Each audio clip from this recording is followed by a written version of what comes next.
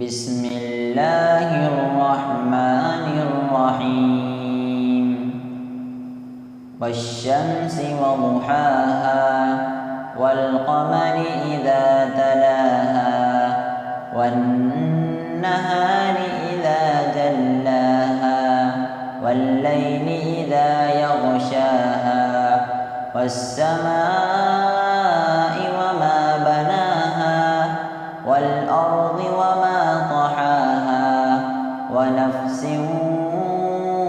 وما سواها فألهمها فجورها وتقواها قد أفلح من